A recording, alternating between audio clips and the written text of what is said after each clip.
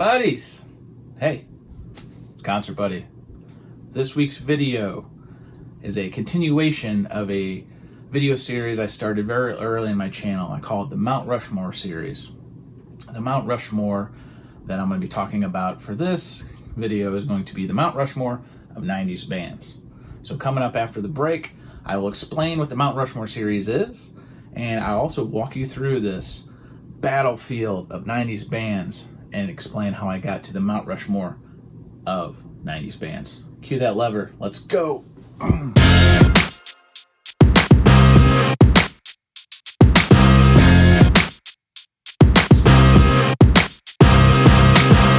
right, buddies, thanks for joining me. Today's topic, the Mount Rushmore of 90s bands. So let me walk it back a little bit and explain what the Mount Rushmore series is. When I first started my channel, this is one of the ideas I had for a op-ed, opinion, think piece, whatever you want to talk about. And the Mount Rushmore series, and Mount Rushmore conversation in general, has its origins in my social circle as great barroom banter, a lunch table discussion, social setting conversation, talking about what is the best of the best. Is it the best sandwich shops in the area, the best action movies, the best action stars, the best breakdancing moves, whatever it is. Like, what is the creme de la creme, the belle of the ball? The belle of the ball. Of these topics. And so early on my channel, I kicked it off with the Mount Rushmore of hip-hop, rap, urban, whatever you want to call the genre, artists, and kind of walk through some records I had and all that kind of stuff. So next part in the series is this video, which is the definitive Mount Rushmore of 90s bands. Not solo artists, not R&B artists. This is more rock bands, if you will. So what does the criteria entail? I think we have a critic. A couple things to talk about. One, this is obviously an op-ed piece, an opinion piece, but it's not heavily influenced by my personal choices. Some of the bands I'll talk about here in a little bit, definitely some of my favorite bands, but not my favorite bands. You know, like, for example, honorable mentions of like Stone Temple Pilots, one of my favorite bands. But are they one of the definitive bands of the 90s? Could make an argument in a lot of ways, but they didn't make the list, right? So let's start there. Criteria involved. Think about back to the 90s, how popular they were, the songs on the radio, the albums, the size of the band, the tours, all the poo-poo platter, the potpourri that makes these bands the, you know, rock and roll institutions that they are. For me, I tried to be very narrow in my approach. Obviously, a band like Nirvana, which we'll talk about in a little bit, technically started at like 89 with their first release, so it's not something that I'm grading on a curve of all the releases began in the 90s, nothing like that.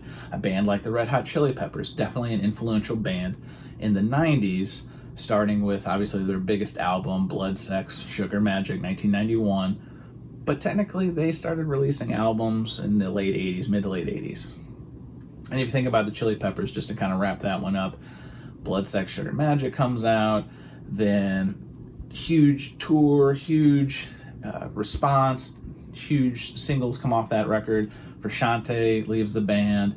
Then they bring in Dave Navarro for One Hot Red Minute, and it's not exactly the same band. So anyway, a lot of different criteria. I would be remiss if I did this video without talking about some of the honorable mentions. Bands that were fantastic. Definitely worthy contenders to the Mount Rushy of this piece, but just weren't what I thought were the definitive artists, the definitive bands of this era. Bands like Soundgarden, Chris Cornell, one of my absolute favorite singers in any band, anytime, any genre, you name it. With Soundgarden, with Audioslave, his solo stuff, tremendous. Alice in Chains, how could I make a list without Alice in Chains? Well, you know, longevity wasn't exactly their strong suit. A lot of these bands from the 90s, if you go back and hindsight it a little bit, you know, were besieged with, you know, sadness and tragedy, and a lot of the lead singers are not with us. So Alice in Chains with, You know, Jerry Cantrell and the songwriting, and Lane Staley and that voice. Tremendous contender for this list. Rage Against the Machine, their debut album, I think it was 1992. A huge band, one that I didn't really pick up initially until much later, but a tremendous band. Tom Morello's guitar playing and Zach De La Rocha's lyrics and raps, and I mean, huge. Oasis, huge band. Talk about great songwriting. Those Gallagher brothers are combustible oil and water and hot and cold, whatever you want, yin and yang, whatever you want to call them, but make tremendous music in the 90s. Thinking about a band like No Doubt, Gwen Stefani, you know, they put out music well before their breakthrough album in 1996, Tragic Kingdom, but a strong, great songwriting woman fronting this band that was really pushing boundaries and you know, mainstays on radio. If you think of Don't Speak and you think of Just a Girl, Spiderwebs, like tremendous, right? Ooh, yeah. I'm gonna have to go ahead and sort of disagree with you there. There's bands, obviously Stone Temple Pilots, I talked about. Personal favorite, one of my personal favorite bands, Scott Weiland, DeLeo Brothers, like just from Core to music from the Vatican Gift Shop to Purple. I mean, holy smokes, like top 10, top 5 band for me, Stone Temple.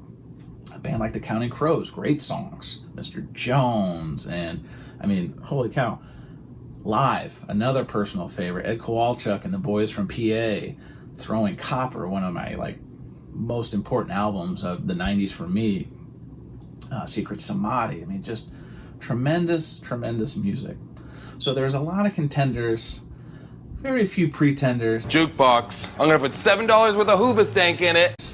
But in the end, I kind of had to be as objective and realistic about this list as possible. So let's just get into it. Enough jibba jabba. Let's get into the Mount Rushmore of 90s bands. Listen up now. This is serious. All right, so the first band on the Mount Rushmore of 90s bands is Radiohead. Radiohead broke in 1993 with their debut album, Pablo Honey. The first song that I knew and heard of this band was from that album, Creep, a tremendous song.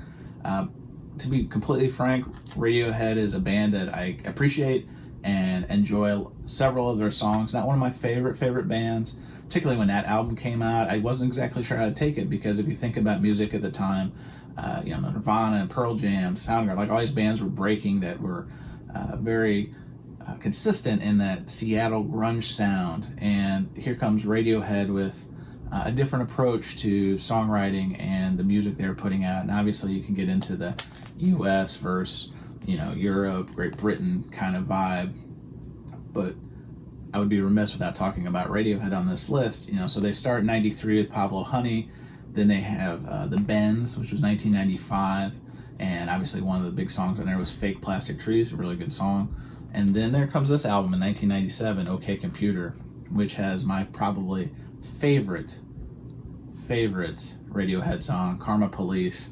Top 10 songs in the 90s for sure, just in terms of songwriting, its approach, the sentimentality, the vibe of the song is just so different than so much work that was being put out at that time. But OK Computer, probably my favorite album. I know that the cutoff was missed. Their next album after this was Kid A, but that was like right at 2000. But if you think about their impact in the 90s, the longevity of the band, all these kind of things, there's no way I can make this list and be objective about it, be realistic about it without including Radiohead. So first band on the Mount Rushmore of 90s bands. I make myself clear? So buddies, if you've been watching this channel for a little bit or longer, you'll recall about a month or two ago I did a video about OG 90s records that had recently come into my collection, and I featured this one from Green Day, Dookie, 1994 release. Really one of the key albums of the 90s. That's why, to me, Green Day is one of the key bands, the Mount Rushmore of bands from the 90s. If you walk back their history, their first album was 39 Smooth, came out in 1990 on the Lookout record label. They followed that up with Kerplunk a year later, but it wasn't until they moved to, and I always mispronounce this, Reprise Records, when they put this bad boy out, that their career took a giant leap. into the stratosphere of pop culture, alt radio, all that kind of stuff. So this record comes out in 94. You have Welcome to Paradise, Longview, like radio staples, tremendous music. One of the reasons I wanted to include Green Day on this list of 90s bands is if you think about, without Green Day, could there be a Blink-182? Without Green Day, could there be a decade later, emo music like My Chemical Romance and bands like that without the punk pop influence of Green Day? I'd argue probably not. So they put out Dookie in 94, then comes Insomniac in 95, and they followed that up with Nimrod a couple years later. Again, very similar to Radiohead in 2000, just outside this list, I guess. Green Day puts out an album that's my personal favorite, which was Warning. A lot different sound, a lot more instrumentation. Again, much different than the previous albums and much different than even albums that came after since, but Warning was always one of my favorites. But Green Day has to be on the Mount Rushmore of 90s bands. Has to be. Trust me. All right, so spoiler alert, you probably judged by the shirt I'm wearing for this video, my 10 Club video, our 10 Club t-shirt, that in this video I was going to have to include Pearl Jam. And I said this on a live stream recently, but it's true, is that I wasn't an early adopter to Pearl Jam. Now I say that as one of my first CDs I ever bought with my own money was the follow-up to 10 here, which was Versus. And they had that song Go, which was just like adrenaline, straight in your face, great rock song. But I didn't know how to really interpret the rest of the album. Now keep in mind, this is early high school, trying to figure out life as an adolescent, all that kind of stuff. My musical tastes still in their infancy. So it took me a long time to come around to appreciate what a great band Pearl Jam was then, now, and whatever. So obviously the Pearl Jam story starts before this album when they were a band called Mother Love Bone. And they released, I think one album. I have it somewhere on the shelves. But their lead singer passes away, and I think it was a drug overdose. They bring Eddie into the band, Eddie Vedder, and then it's like a rocket ship, right? I think they brought Eddie in 1990, and then they signed to Epic, and then they put this album out, which, obviously just goes to another stratosphere when the video for Jeremy debuts on MTV, and they do the Unplugged performance, and just, their stage performance. Eddie's climbing all over the rafters and jumping into the pit and doing all kinds of stuff. Like, what a time for music, right? Just like it's like, I guess rock and roll's always been like that youthful presence, that youthful, this testosterone and just the energy, the unbridled passion, right? Particularly for any band when you're breaking, there's just so much energy behind it. But Pearl Jam was no different. And so they put this album out. Like I said, they followed up with Versus a couple years later, 93. If you look at their output, just in the 90s alone, they were busy. Obviously they were doing things like they were having the quarrel with Ticketmaster, and they had a lot of social causes that they're involved with at the time, but still their output, 10, Versus, Vitology, No Code, Yield, and then, again, just at the cutoff, 2000, they put out Binaural. So if you think about it, just from an output perspective, they have to be in the conversation for this Mount Rushmore of 90s bands. But when you think about inside that output, some of the great songs that came out, obviously 10 being at the forefront, Vitology, I could make probably a whole video about just what a tremendous band Pearl Jam has been. And that's not even to talk about what a big fan I am of Eddie's solo stuff. Eddie was tremendous on the Into the Wild soundtrack, which is the unofficial first solo album he did. Tremendous songwriting. Even the album he put out this year earlier, Earthlings, great solo work. So all that said, it was impossible to omit Pearl Jam from this Mount Rushmore list just because of their output, the songs, the longevity. There's a lot of criteria, but obviously biased, but objective at the same time. So Pearl Jam has to be on the Mount Rushmore of 90s bands. Last one coming up. Never mind. All right. Probably not too much of a leap to figure out that Nirvana would be the fourth member rounding out the quartet of Mount Rushmore bands from the 90s. Obviously, their seminal album, Nevermind, 1991. This is an OG copy I picked up. In the early stages of COVID, I think Mike from the In-Groove did a shootout that kind of cemented that this was the definitive copy to have. It's by far the most I've ever paid for a record, but ever since I've bought it, it's doubled, now almost tripled in value. So a sound investment nonetheless. But Mike's video, he talked about this probably sounding the best of any of the pressings, be it the Bernie Grudman release a couple years ago, be it the MoFi release in I think it was 96.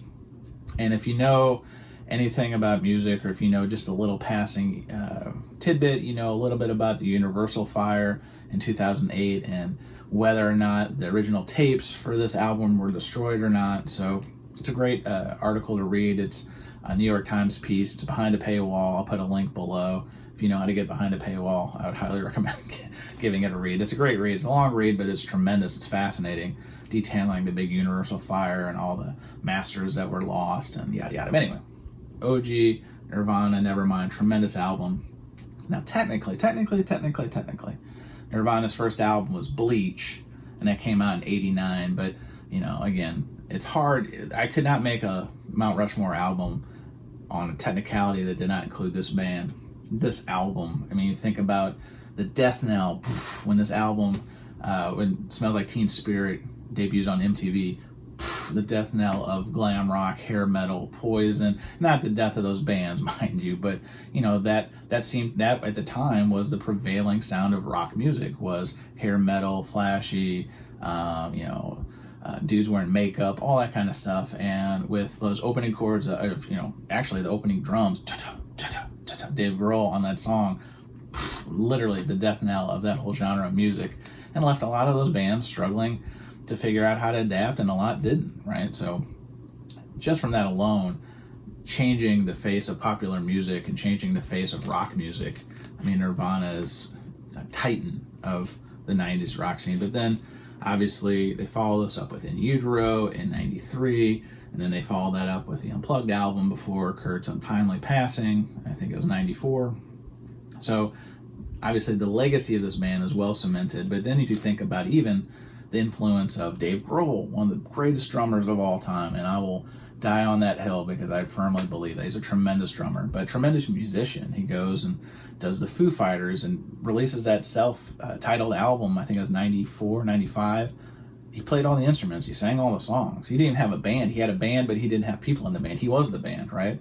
And if you think about the runway that he drove with that, and then started obviously the Foo Fighters and their musical impact over the last 25 years.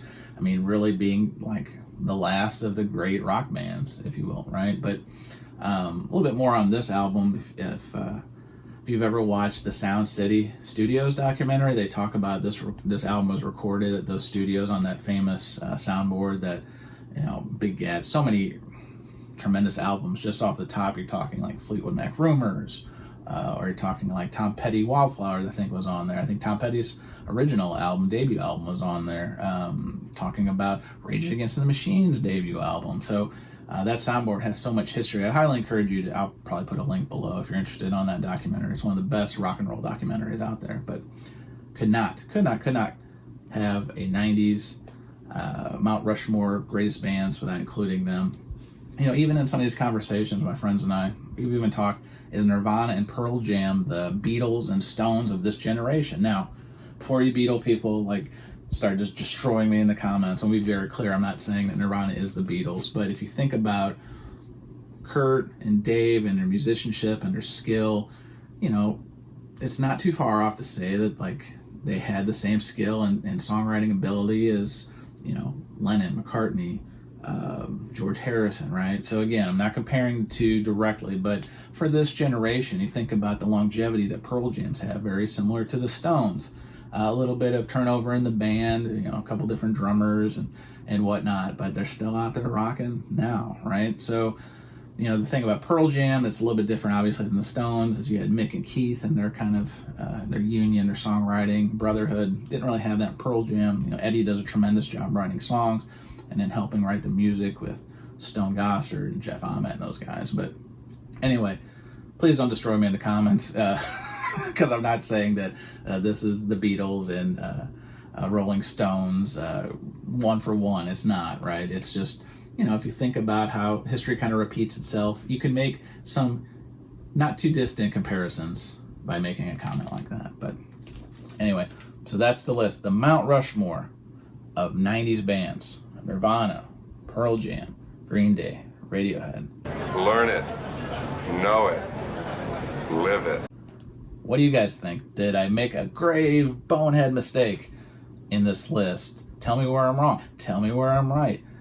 Tell me what bands, what music you identify from this period. And if you're not, didn't grow up in the 90s, and maybe you're somebody born in the 2000s or whatnot, like, what is your attachment? What drew you to this type of music if you didn't grow up with it? I'm curious to hear it. I always love it, and this is a true story.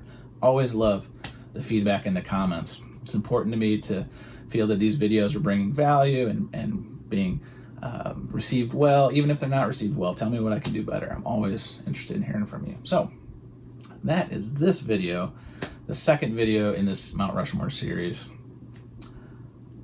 That's all I got. I need to get a drink. I'm a little parched. But anyway, if you get the chance to listen to any of these bands, right, Naked Baby? If you get the chance, put some clothes on, just spin it. Well, well, well. How the turntables... Well, we out of time.